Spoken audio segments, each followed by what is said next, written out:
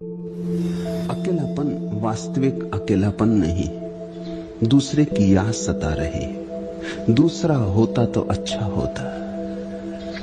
दूसरे की गैर मौजूदगी खलती है, कांटा चुभता है।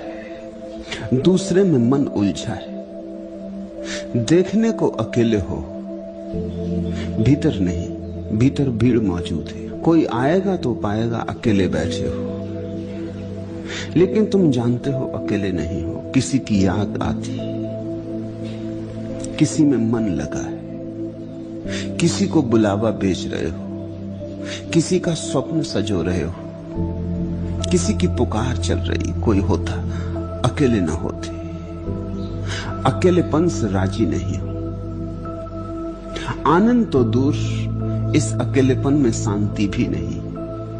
अशांत हो, उद्विग्न हो, जल्दी ही कुछ ना कुछ उलझाव खोज लोगे। चले जाओगे मित्र के घर, क्लब में, बाजार में, अखबार पढ़ने लगोगे, रेडियो सुनने लगोगे, कुछ करोगे, कुछ उलझाव बना लोगे।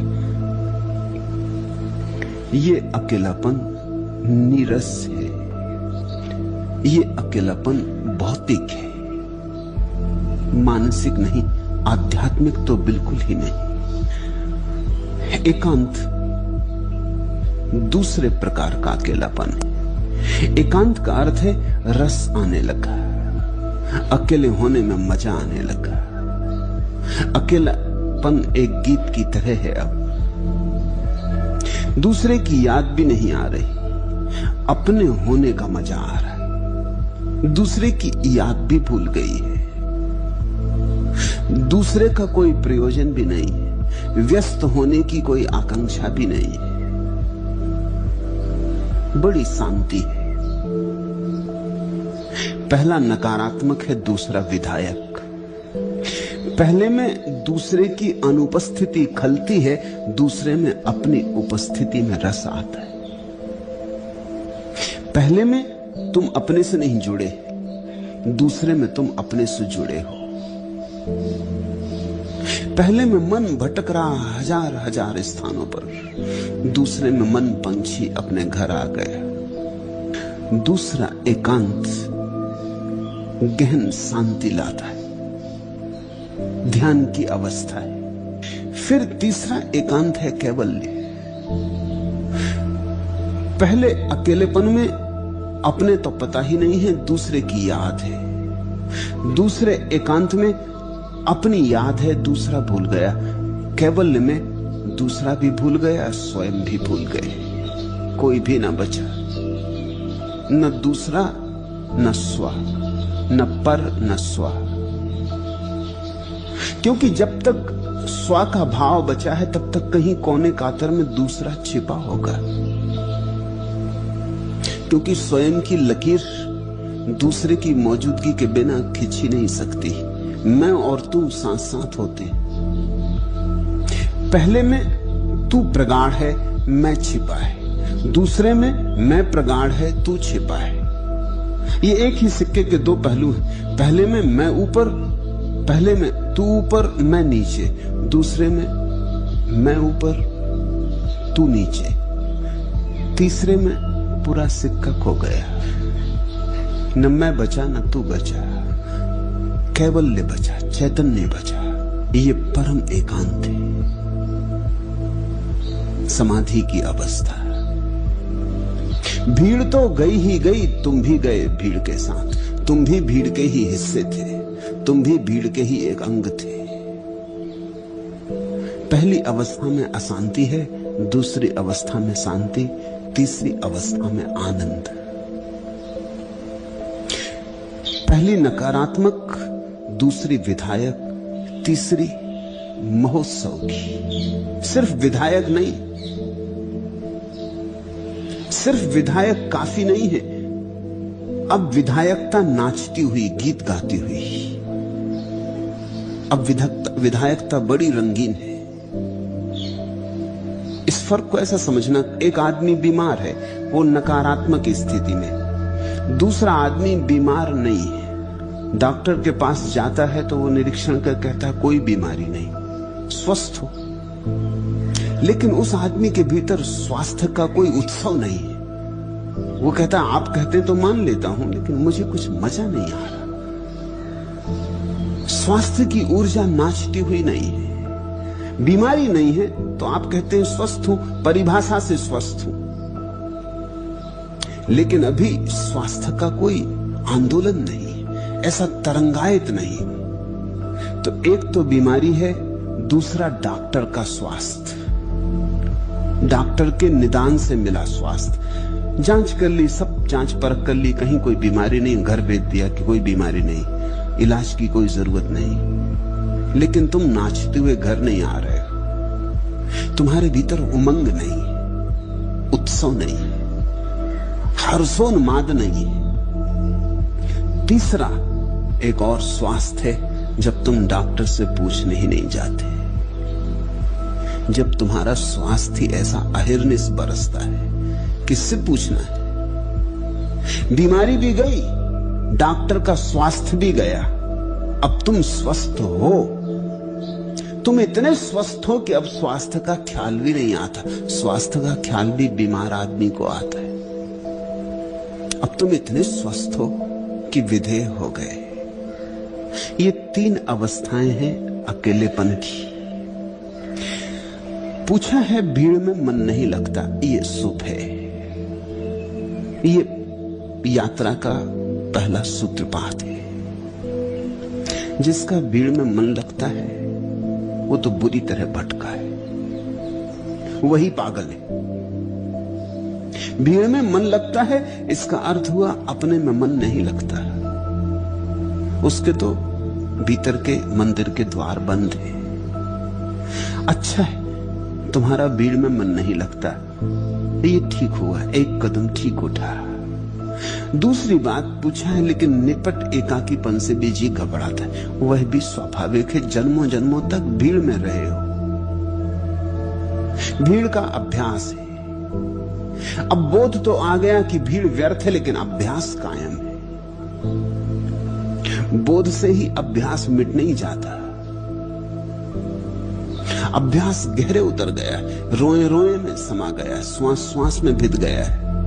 अभ्यास तो भीड़ का है। समझ भी आ गई देख के कि भीड़ में कुछ सार नहीं, बहुत देख लिया, अब अकेले बैठना चाहते हो, लेकिन अभ्यास बल मारता है। जब अकेले बैठते हो तो एकाकीपन में जी घबराता है। जी तो भीड़ से मिला है, वो भीड़ का हिस्सा है। जिसको तुम जी कहते हो, जिसको तुम मन कहते हो, वो तुम्हारा नहीं है। तुम इस भ्रांत में मत रहना कि मन के तुम मालिक हो, मन का मालिक तो भीड़ है, भीड़ ने ही दिया है। इसलिए तो मन को छोड़कर ही कोई भीड़ के बाहर जा सकता है। जी नहीं लगता, ये बात तो समझ में आती, जी लगेगा कैसे? जी तो भीड़ का है, जीड़ तो भीड़ के ही अभ्यास से निर्मित हुआ है। इस जी को भी छोड़ना पड़ेगा तो ही एकांत में रस आएगा। इसलिए तो ध्यान का अर्थ होता है मन से मुक्ति, भीड़ से मुक्ति, शुभ आरंभ। मन से मुक्ति भी चाहनी होगी, क्योंकि मन भीड़ का ही हिस्सा है, तुम्हारे भीतर बैठा हुआ। तुम जरा अपने मन की जांच करो, तुम्हारे मन में जो भी है सब भीड़ का दिया हुआ है। भीड़ ने कहा तुम हिंदू हो तो तुम हिंदू हो, और भीड़ ने कहा कि तुम सुंदर हो तो तुम सुंदर हो, और भीड़ ने कहा कि तुम बड़े बुद्धिमान हो तो तुम बुद्धिमान हो। ये सब भीड़ की ही मान्यताएं, इन्हीं को इकट्ठा कर लिया, यही तुम्हारा जी है। इस जी को भी छोड़ देना होगा। तुम जी से पार हो, तुम्हारा वास्तविक होना मन के पार है। तुम्हारा वास्तविक होना परमात्मा से आता, भीड़ से नहीं आता। भीड़ ने तो जो परमात्मा से आया है उसके ऊपर एक रंग रोगन की दीवार खड़ी कर दी, एक पर्दा डाल दिया है, उस पर्दे को तुम पकड़े हो। तो भीड़ से मन उब गया, ठीक हुआ। अब ये भी समझो कि भीड़ ने जो जो दिया है वो भी छोड़ देना होगा, नहीं तो अकेले में मन ना लगेगा। मन कहेगा वहीं चलो जहां मेरे प्राण है, जहां मेरा मूल उद्गम है, जहां मेरा स्रोत है, जहां मेरी जड़ें हैं, वहां चलो। मन तो भीड़ में ही ले जाएगा। अमन में चलना होगा। इसलिए तो कबीर कहते हैं अमनी दशा। भीड़ से जिसे वस्तुतः मुक्त होना है वो बिना मन से मुक्त हुए न हो पाएगा। इसलिए तो मैं तुमसे कहता हूं जंगल जाने से न होगा। अगर तुम्हें जरा समझ हो तो भीड़ में खड़े खड़े अकेले हो सकते हो। मन छूट जाए बस। समझो तुम हिंदुओं की भीड़ में खड़े हो, लेकिन तुमने ये भाव छोड़ दिया कि मैं हिंदू। चारों तरफ हिंदुओं की भीड़ सागर की तरह लहरा रही, या मुसलमानों की या ईसाइयों की, लेकिन तुम उस भीड़ में खड़े हो और तुम्हारे मन में ये भाव नहीं रहा कि मैं हिंदू, मुसलमान, ईसाई। क्या तुम इस भीड़ के हिस्से हो? भीड़ में खड़े हो, दिखाई पड़ते हो, लेकिन बड़े अदृश्य मार्ग से तुम मुक्त हो गए। भीड़ कहती तुम सुंदर हो और तुम ये समझ गए कि दूसरे की बातों से कैसे पता चलेगा कि मैं कौन हूं, सुंदर की असुंदर, की स्वस्थ की अस्वस्थ, की ईमानदार की बेईमान, नैतिक की अनैतिक, दूसरे से कैसे पता चलेगा? ये दूसरे के आधार पर मैं अपने को कैसे जानूंगा? ये दूसरे अपने को ही नहीं जानते, ये मुझे ज्ञान दे रहे हैं। आत्मज्ञान को तो सीधे सीधे पाना होगा, किसी के माध्यम से नहीं। ये उधार बातें आत्मज्ञान नहीं बनेंगी। ऐसा तुम जाग गए और धीरे धीरे तुमने उधार बातें छोड़ दी। अब तुम भीड़ में खड़े हो जहां लोग तुम्हें बुद्धिमान मानते या बड़ा नैतिक पुरुष मानते, लेकिन तुम्हारे मन में अब ये कोई धारणा ना रही। तुम जानते हो कि भीड़ को बीच में नहीं लेना है। अब तुम भीड़ के भीतर भी खड़े, भीड़ के बाहर हो। कभी इसका प्रयोग करना, बीच बाजार में खड़े खड़े ख्याल करना कि बाहर हो। क्षण भर को झलक मिलेगी, झरोखा खुलेगा, एक लहर की तरह दौड़ जाएगी तुम्हारे जीवन में एक नई धारा। वही धारा एकांत में ले जाएगी। ठीक हो रहा है, जी घबराता है, जी को भी छोड़ो। जी को पकड़ा तो जी भीड़ में ले जाएगा। जी भीड़ का गुलाम है, तुम्हारा नहीं। तुम्हारी इस पे कोई मालिकियत नहीं है। ये तो बड़ी सूक्ष्म तरकीब है भीड़ की। उसने तुम्हारे मन को संस्कारित कर दिया है। वस्तुतः उसने जो जो संस्कार तुम्हारे भीतर रख दिए, उन्हीं के जोड़ का नाम मन है। इसे भी जाने दो, हिम्मत करो। पहला कदम उठाया, अब दूसरा भी उठाओ। दूसरा कदम यही होगा कि घबराने दो जी को और तुम जानो कि मैं जी नहीं हूं, मैं मन नहीं हूं, मैं पार हूं। धीरे धीरे जैसे भीड़ से ऊब गए हो, ऐसे ही अपने मन से भी ऊब जाओगे। तब दूसरा एकांत पैदा होगा। तब तुम्हें बड़ी शांति मिलेगी, अपूर्व वर्षा हो जाएगी शांति की। जन्मों जन्मों से जो प्राण प्यासे थे तृप्त होंगे। मगर यहां भी रुक मत जाना, क्योंकि बहुत से लोग शांति पे रुक जाते। वो सोचते हैं आ गया घर। शांति पड़ाव है, मंजिल नहीं। शांति सेतु है, अंत नहीं। अशांति से जाना है, शांति पर पहुंचना नहीं। अशांति से जाना है, शांति से होकर गुजरना है, आनंद पर पहुंचना है। जब तक आनंद न हो जाए, शांति बड़ी मुर्दा सी चीज है, अशांति के मुकाबले बड़ी कीमती। अगर अशांति और शांति में चुनना हो तो शांति चुनना, लेकिन शांति भी कुछ चुनने जैसी बात है। अगर आनंद और शांति में चुनना हो तो आनंद चुनना। अभी एक और यात्रा बाकी है। दूसरों को तो छोड़ ही दिया, अब अपने को भी छोड़ दो। दूसरे को तो विस्मरण कर दिया, अब अपने को भी विस्मरण कर दो। इस आत्म विस्मरण में, इस अहंकार के त्याग में ही परम घटना घटेगी। तब तुम सुनोगे पहली बार उस बांसुरी को जो आदमी की नहीं है, जो परमात्मा की है। तब तुम पहली बार निमित्त बनोगे, परम ऊर्जा के वाहक। तुम्हारा रोहा रोहा पुलकित होगा, उमंग से भरेगा। तब कैवल्य की दशा। चल पड़े हो, रुकना मत, लौटना मत।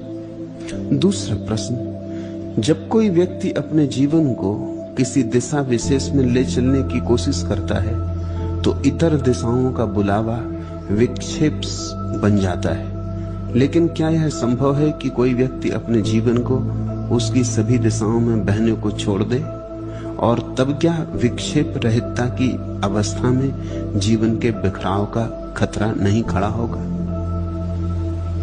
यह प्रश्न स्वाभाविक है, उठेगा ही, एक न एक दिन प्रत्येक के सामने खड़ा होगा ही। अब तक तुम चुनकर जिए हो, जो तुमने चुन लिया है उससे एक दिशा मिल जाती है, बाकी सब दिशाएं छूट जाती। जो तुमने चुना है उससे तुम्हें अपनी परिभाषा मिल जाती, तुम्हें पता चल जाता है मैं कौन। अगर तुम सत्य को खोज रहे हो तो तुम सत्यार्थी, अगर तुम ध्यान को खोज रहे हो तो ध्यानी, अगर धर्म की यात्रा पर निकले हो तो धार्मिक, अगर पुण्य कर रहे हो तो पुण्यात्मा। एक परिभाषा मिलती दिशा से। कुछ चुन लिया, चुनाव के साथ ही साथ तुम्हें लगता है तुम कुछ हो, स्पष्ट प्रतीत होने लगता है, और तुम्हारे चुनाव के कारण तुम्हारा अहंकार सघन होता है। इससे खतरा पैदा होगा जब अष्टावक्र कहते हैं चुनाव ही छोड़ दो, सारे चुनाव छोड़ दो, सारा कर्तृत्व छोड़ दो, कर्ता का भाव छोड़ दो, तो तुम घबराओगे। इससे बिखराव तो पैदा ना हो जाएगा? बिखराव पैदा होगा, अहंकार के तल पर निश्चित होगा, क्योंकि अहंकार के तल पर तो बिखराव चाहिए ही। अभी तुमने जिसको आत्मा कहा है वह तुम्हारी आत्मा नहीं, वह तो तुम्हारे कर्मों चुनावों का जोड़ है, अहंकार है। अहंकार तो बिखरेगा। अगर तुम सब दिशाओं में अपने को मुक्त छोड़ दो, स्वच्छंद, वही तो देशना है अष्टावक्र की, स्वच्छंद। मत चुनो, मत भविष्य का विचार करो, मत तय करो कि क्या होना है, जियो क्षण क्षण, जहां ले जाए जीवन वैसे जियो। सूखे पत्ते की तरह हो जाओ अंधड़ आंधी में। ये जो जीवन का अंधड़ चल रहा है इसमें तुम सूखे पत्ते हो जाओ। अब सूखे पत्ते को तो बिखराव होगा ही, सूखे पत्ते का अहंकार बच तो सकते ही नहीं। सूखा पत्ता जा रहा था पूरब को और आंधी बहने लगी पश्चिम को, तो सूखे पत्ते के अहंकार का क्या होगा?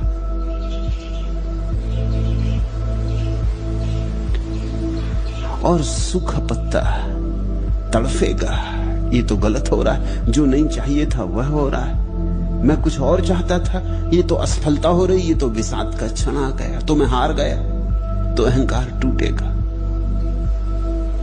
और सूखे पत्ते इतने चालाक भी नहीं कि अपने अहंकार को बचाने के लिए नई नई तरकीबें खोजते रहे। आदमी तो बड़ा चालाक है। मैंने सुना मुल्ला नसरुद्दीन एक राह से गुजर रहा था और एक बड़े पहलवान जैसे दिखाई पड़ने वाले आदमी ने जोर से उसकी पीठ पर धक्का मारा, धौल जमा दी। वो चारों खाने चित्त जमीन पर गिर पड़ा, उठ के खड़ा हुआ, बड़ा नाराज था। लेकिन नाराजगी एक क्षण में हवा हुई, देखा कि पहलवान खड़ा एक झंझट की बात, फिर भी लेकिन आदमी तो कुशल है, चालाक है। उसने कहा महानुभाव, यह आपने मजाक में किया या गंभीरता से? उस पहलवान ने कहा मजाक में नहीं, गंभीरता से किया है। मुल्ला ने कहा फिर ठीक, क्योंकि ऐसी मजाक मुझे पसंद नहीं। अगर गंभीरता से किया फिर कोई हर्जा नहीं, और चल पड़ा। अब झंझट लेनी ठीक नहीं है। इतना बहाना काफी है अपने अहंकार को बचाने को। आदमी चालाक है बहुत। मजा यह है कि अहंकार को तो रोज ही बिखराव के क्षण झेलने पड़ते हैं। तुम गौर करो, तुम कुछ चाहते हो, कुछ होता है, फिर भी तुम समझा लेते हो, कह देते हो दूसरा बेईमान था इसलिए जीत गया, हम ईमानदार थे इसलिए हार गए।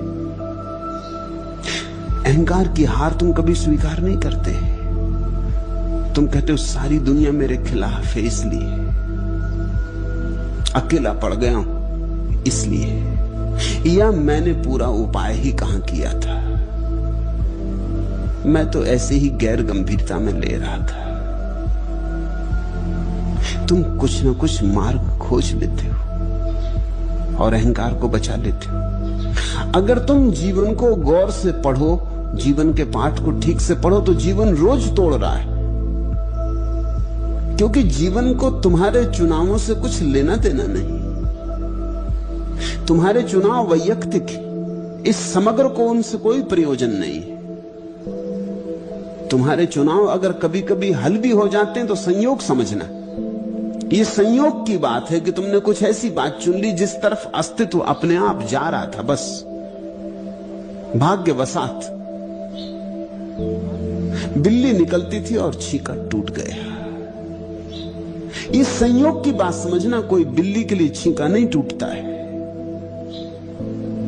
ये बिल्कुल संयोगिक था कि तुमने चुन ली ऐसी बात जो होने जा रही थी। लेकिन जब तुम्हारी चुनी हुई बात हो जाती तब तुम बड़ी अकड़ से भर जाते हो कि देखा, करके दिखा दिया। और जब तुम्हारी बात टूटती, और तुम्हारी बात 100 में 99 मौकों पर टूटती है, क्योंकि संयोग तो कभी 100 में एक आध हो सकते हैं, अपवाद हो सकते हैं। उन 99 मौकों पर तुम कुछ न कुछ तर्क जाल फैला के अपने को समझा लेते हो,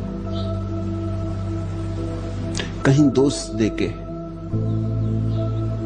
किसी तरह अपने को निवृत्त कर लेते हो। जीवन को कोई ठीक से देखेगा तो अहंकार निर्मित ही नहीं हो सकता, बिखराव का तो सवाल ही दूर है। और अगर तुमने अष्टावक्र की बात मानकर चुनाव रहितता का प्रयोग किया तो निश्चित बिखराव होगा। लेकिन एक बात ख्याल रखना, तुम्हारा नहीं है बिखराव। तुम्हें जैसा परमात्मा ने बनाया है वैसे का तो कोई बिखराव नहीं है। परमात्मा ने तुम्हें अहंकार शून्य बनाया, अहंकार तुम्हारा ही निर्मित किया हुआ है, वही टूटेगा। जो तुमने बनाया है वही टूटेगा, जो तुमने नहीं बनाया है वो कभी टूटने वाला नहीं। हाँ, अहंकार बिखर जाएगा, और जब अहंकार बिखरेगा तभी तुम्हें आत्मा का पहली दफे पता चलेगा, और वही वास्तविक बात है। तो पूछते हो, ठीक पूछते हो कि तब क्या विक्षेप रहितता की अवस्था में जीवन के बिखराव का खतरा नहीं खड़ा होगा? अष्टावक्र कहते हैं कि ज्ञान की जो परम अवस्था है विक्षेप रहित है। विक्षेप रहित का अर्थ होता है वहां कोई डिस्ट्रैक्शन नहीं। इसका मतलब ये हुआ कि अब तुम कुछ चुनाव ही नहीं करते, नहीं तो विक्षेप होगा ही। समझो, तुम ध्यान करने बैठ गए और एक कुत्ता आके भौंकने लगा, विक्षेप पैदा होगा, क्योंकि तुम एकाग्र होने की चेष्टा कर रहे थे। ये कहां बेवक्त कुत्ता आ गया। अब तुम समझाते हो कि न मालूम किस जन्म में कौन सा कर्म किया है, इस कुत्ते के साथ कौन सा दुर्व्यवहार किया था कि मैं ध्यान करने बैठता हूं तब इन सज्जन को भौंकने की याद आई। अभी कभी और भौंक लेते, 24 घंटे पड़े। तुम ध्यान करने बैठे कि बच्चा रोने लगा। बड़ी हैरानी होती कि बच्चे को पता कैसे चल जाता है कि जब मैं ध्यान करने बैठता हूं तभी रोने लगता है। अबोध बच्चा झूले में पड़ा हो, वो रोने लगता है। ये तुम्हारे लिए नहीं रो रहा है, लेकिन अभी तुम ध्यान करने बैठे, तुमने एक चुनाव कर लिया कि मैं एकाग्र रहूंगा। एकाग्रता के कारण ही विक्षेप पैदा हो रहा है। तुमने चाहा एकाग्र रहूंगा, और इस जगत में हजारों घटनाएं घट रही। सड़क पर तांगे घोड़े दौड़ रहे, कारें आवाज कर रही, ट्रक जा रहे, हवाई जहाज उड़ रहे, पत्नी चौके में खाना बना रही, बर्तन गिर रहे, बच्चे रो रहे, शोरगुल बच्चे कर रहे, कुत्ते भौंक रहे, कौए चिल्ला रहे, सब तरफ हजार हजार चीजें हो रही। तुमने जैसे ही तय किया कि मैं ध्यान में बैठूंगा, अब मैं कोई अपने मन में विकल्प ना आने दूंगा, अपने मन में किसी चीज से बाधा ना पड़ने दूंगा, निर्बाधा घड़ी भर बैठूंगा, बस बाधा आनी शुरू हो गई। कैसे बाधा आ रही है? अष्टावक्र कहते हैं तुमने निर्बाधा रहने का जो तय किया उससे आ रही। इसलिए अष्टावक्र एकाग्रता के पक्षपाती नहीं है, न मैं हूं। एकाग्रता का मेरा कोई पक्षपात नहीं, एकाग्रता अहंकार का ही फैलाव है और वास्तविक ध्यान का एकाग्रता से कोई संबंध नहीं, क्योंकि एकाग्रता से तो विक्षेप पैदा होता है, डिस्ट्रैक्शन पैदा होता है, इससे तो और अशांति बढ़ती है। फिर ध्यान का क्या अर्थ है? साधारण किताबों में उन लोगों ने जो किताबें लिखी हैं जिन्होंने ध्यान को बिल्कुल जाना नहीं, तुम यही पाओगे वो लिखते हैं ध्यान यानी एकाग्रता। उन्हें कुछ भी पता नहीं, उन्हें काका का भी पता नहीं। ध्यान यानी एकाग्रता बिल्कुल नहीं, कभी नहीं, 1000 बार नहीं। ध्यान का अर्थ ही होता है विक्षेप रहितता। एकाग्रता तो कैसे हो सकता है? एकाग्रता का तो अर्थ होगा विक्षेप पैदा हुए। ध्यान का अर्थ होता है अनेकाग्र। ध्यान का अर्थ होता है जो होगा होने देंगे। बच्चा रोएगा रोने देंगे, कुत्ता भौंकेगा भौंकने देंगे। हम हैं कौन बाधा डालने वाले? इस विराट अस्तित्व में हम विराम लगाने वाले कौन? मैं कौन हूं जो कहूं कि कुत्ता अभी ना भौंके और कौए अभी कांव कांव ना करे और बच्चे अभी रोए नहीं, गाड़ियां अभी रास्ते पे ना चले, हवाई जहाज आकाश में ना उड़े? मैं कौन हूं विराम लगाने वाला? ये तो बड़े अहंकार की घोषणा है कि मैं विराम लगा नहीं। मैं कोई भी नहीं, जो होगा मैं उसे स्वीकार करूंगा। कुत्ता भौंकता रहेगा, मैं राजी रहूंगा। कुत्ते की भौंकने की आवाज सुनाई पड़ेगी, गूंजेगी मेरे अंतस्थल में, सुनता रहूंगा। लेकिन मेरा चूंकि कोई विरोध नहीं है तो विक्षेप पैदा नहीं होगा। मेरी कोई मांग नहीं है कि कुत्ता न भौंके तो मुझे कोई चोट ना लगे। जैसे ही तुमने एकाग्र होना चाहा कि तुमने घाव बना लिए। देखा तुमने, कभी पैर में घाव हो जाता तो दिन भर उसी पे चोट लगती, बच्चा आके पैर पे चढ़ जाता। तुम चकित होते हो कि इतने दिन हो गए, जिंदगी हो गई, कभी ये बच्चा पैर पे नहीं चढ़ता, आज पैर पे चढ़ गया। राह से निकलते हो, किसी का धक्का लग जाता है, दरवाजे का धक्का लग जाता है, चीजें गिर पड़ती। ये रोज ही गिरती थी और ये बच्चा अनेक बार चढ़ा था, लेकिन कभी पता नहीं चला क्योंकि घाव ना था। आज घाव है तो पता चलता। कोई ऐसा थोड़ी कि तुम्हारा घाव देख के सारी दुनिया तुम्हारे पैर पे गिरी पड़ रही। घाव का किसी को पता नहीं। जब तुम एकाग्र होने को बैठ गए और तुमने चेष्टा की, बस घाव पैदा हो गया। अब छोटी छोटी चीजें बाधा डालने लगेंगी। तुमने ख्याल किया होगा, ध्यान करने बैठो, कहीं चींटी सरकने लगती। अभी तक नहीं सरक रही थी, जिंदगी भर नहीं सरकी थी। कहीं खुजलाहट उठती, कहीं लगता है कि सिर में कोई चींटी चढ़ गई, कहीं पैर सो जाता है। 1000 काम एकदम शुरू हो जाते हैं, जैसे सारा संसार तुम्हारे ध्यान के विपरीत। ध्यान के विपरीत नहीं, एकाग्रता के विपरीत है। संसार विपरीत है ऐसा कहना ठीक नहीं। एकाग्रता में तुमने संसार के विपरीत होने की घोषणा कर दी। एकाग्रता की चेष्टा में तुमने कह दिया मैं दुश्मन हूं। तुमने कह दिया कि अब मैं नहीं चाहता न चींटियां चलें, न हवाएं चलें, न पक्षी बोलें, न रास्ते पे कोई चले, न बर्तन गिरे। तुमने सारी दुनिया को कह दिया कि अभी मैं ध्यान कर रहा हूं, सब ठहर जाए। तुमने घोषणा कर दी विपरीत की। विक्षेप पैदा होगा, 1000 विक्षेप पैदा होंगे। इससे सिर्फ क्रोध पैदा होगा, अशांति पैदा होगी। ध्यान का वास्तविक अर्थ है अनेकाग्रता, नॉन कंसंट्रेशन। शांत हो गए, शिथिल हो गए, बैठ गए, जो होता है होता है, स्वीकार कर लिया। इस स्वीकार की दशा में एक चीज बिखरेगी, वो अहंकार है, और एक चीज संभलेगी, वो तुम हो। एक चीज जाएगी, अहंकार है, एक चीज आएगी, तुम जाओगे, परमात्मा आएगा, या तुम्हारा झूठा रूप जाएगा और तुम्हारा वास्तविक रूप आएगा।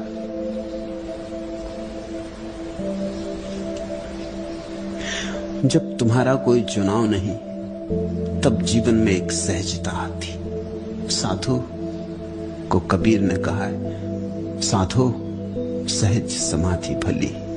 यह कौन सा मुकाम है? फलक नहीं, जमी नहीं, कि सब नहीं, शहर नहीं, कि गम नहीं, खुशी नहीं, कहां यह लेके आ गई हवा तेरे दयार की। अगर तुम ऐसे चुप होके बैठ गए, अनेकाग्र होके बैठ गए, तो एक दिन पाओगे यह कौन सा मुकाम है?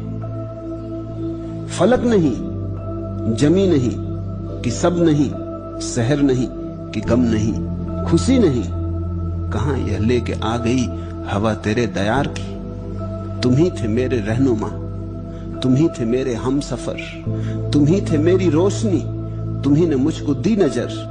बिना तुम्हारे जिंदगी समा है एक मजार की।